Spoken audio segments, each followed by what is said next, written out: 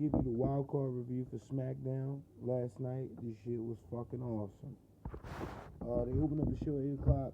You got breaking news from the franchise, John Cena for wild card. The winner of the main event match will go up to see Cena at the Royal Rumble.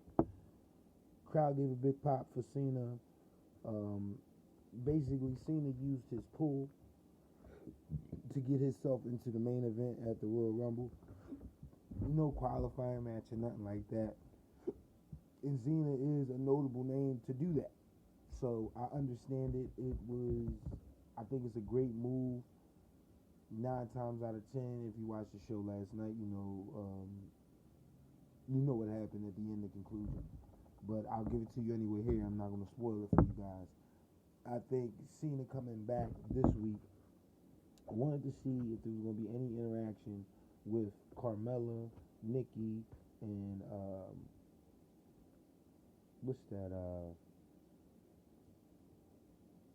Nikki and Natalya. But in the same sense, I have yet to watch it. I watched the highlights and I watched the show when I come home.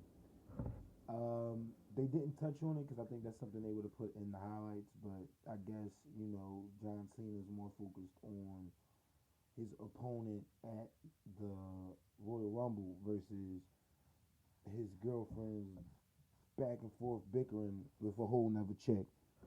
I can see that he doesn't have time with that. I can see that they're not going to run that. Plus, they just got Mickie James back on SmackDown. I think she starts sometime next year, which would be great for SmackDown women's division anyway.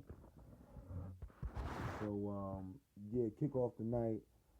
Triple threat, four-way. The Usos. No, I think it was a triple threat. The Usos, Luke Harper, and... No, it was a four-way. The Usos, Luke Harper, American Alpha, freaking the Wyatt family, not Luke Harper, the Wyatt family, and Heath Slater and Rhino. By far the best match American Alpha has put on. At the end of this match, Randy Orton ate a loss, making the Alphas look more, putting the Alphas over basically, which I thought was a great move for American Alpha. I feel like I don't think it's too soon for them to get the titles. I think they could be multiple time champions. You can keep this tag team together. Both men very athletic, very durable, and they have that collegiate background of wrestling, which is always good in the professional wrestling. To have that collegiate background, because your moveset is way different than any other performer. And I like that about American Alpha. I would rather them wait to run the storyline. I heard 2 different storylines for American Alpha. I heard when Jack Swagger was coming over, he was going to be the leader of American Alpha. I heard that they was going to run with Kurt Angle. If Kurt Angle comes back to the WWE in 2017, which I think is going to happen, I would run with Kurt Angle. It's just better for business. Plus, better for American Alpha. Jack Swagger hasn't really been used.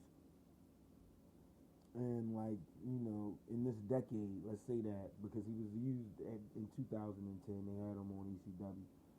But since then, he hasn't really been in the heavyweight title picture. I think the last time was 2004. So, I wouldn't run with Jack Swagger just yet. I want to see what happens with this AJ, with the end of the wild card, and then we'll get back into that.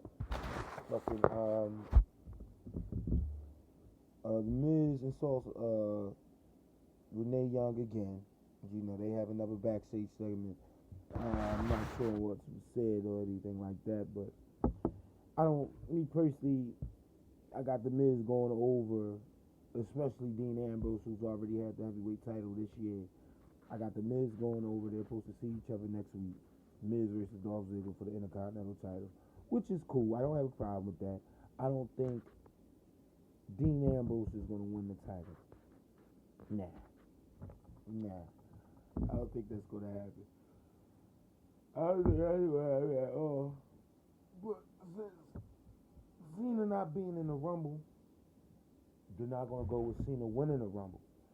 which is fucking amazing to me. They're not gonna go with that. I got Cena winning the title. I got Cena winning the title at the Rumble. That's neither here there. Carmella had a segment with James Ellsworth, and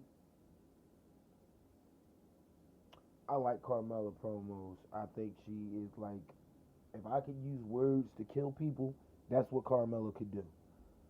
Use her words to cut a motherfucker in half. And I like it, man. I like how they're running with her. I'm glad to see her in segments outside of her and Nikki Bella.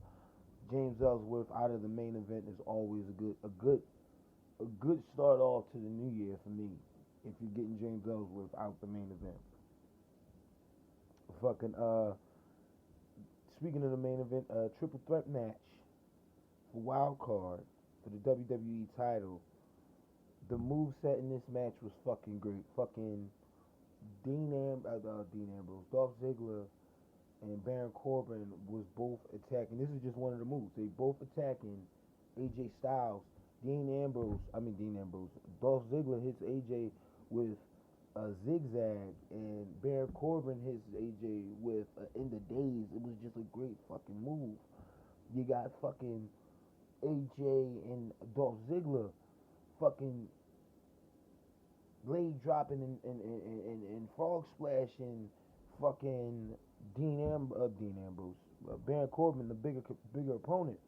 Baron Corbin looking like a straight beast, and knocking out AJ, knocking out fucking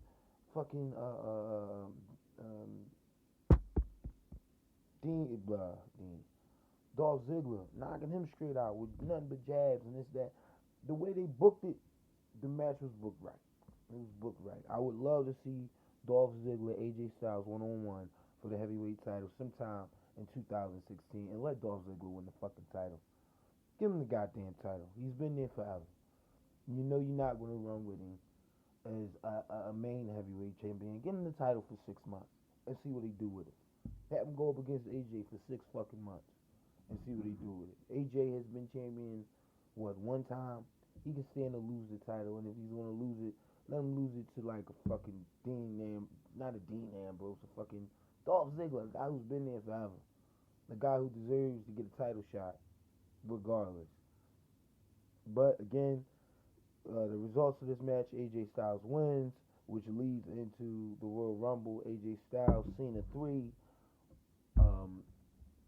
Cena comes out to congratulate AJ Styles. AJ Styles stands in the ring and looks at John Cena like, motherfucker, what are you up to? What are you doing here? I just won this fucking match. You come out here with the bullshit. What do you want? Fucking, John Cena's in the ring. I'm just trying to show you respect, you know what I mean? Shake my hand. And AJ Styles looks at him like, pussy, I don't need your respect. If that was the case, I would have let AJ walk off. Just let him walk out the ring. Fuck the respect shit. Walk out the ring. Let him know that this is serious, AJ. I mean business. I'm not here to be your fucking friend, your fucking flunky. I'm here to win titles. I'm here to be a serious contender for Smackdown's heavyweight title, be their champion as he's been for so long. But again, I understand they're trying to promote Cena as remember Hulk Hogan? Think of this rivalry as Hulk Hogan versus fucking Ultimate Warrior. Remember Hulk Hogan was him and Ultimate Warrior formed the Mega Powers and all this good smooth shit. And then after that, fucking Hogan, being a fucking chump, wouldn't want to lose the title. Ultimate Warrior turned on Hogan.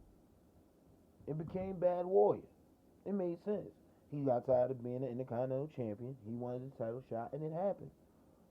Now John Cena's the challenger. Now again, the record stands for these two. Cena's 2-0. I don't got Cena being out of the Royal Rumble. Period. I mean, WrestleMania. Period. What do you do after the Royal Rumble? Do you run with the idea of Cena versus Taker, or do you run with the idea of AJ versus fucking John Cena 4 at WrestleMania?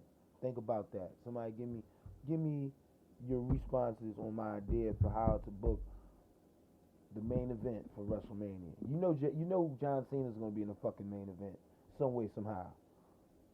Do you throw Undertaker in there? Is AJ Styles a credible name to have that main event marquee match? And then what the fuck does this mean for the Royal Rumble winner? Because if that's the case, if John Cena's not going to be in the Rumble, I got Finn Balor winning the Royal Rumble. Point blank. He coming back. It only makes sense. John Cena would have tied the record with Triple H and Austin for 3-time Royal Rumble winner, which is not a problem. I think if he hasn't already done it. I'm not sure. I need to check my facts on that. But that's pretty much it. This is your Smackdown review. A little shorter than Raw. It's 2 hours, so it ran a little bit smoother.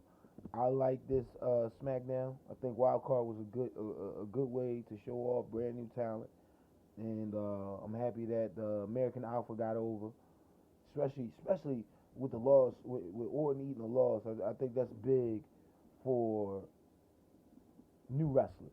Like, you gotta have your main event guys passing the torch to these guys. Just like John Cena's speech, the shit starts and ends with me. Like, I don't give a fuck who's new, whatever. This is his era. And in a certain sense, they make sense.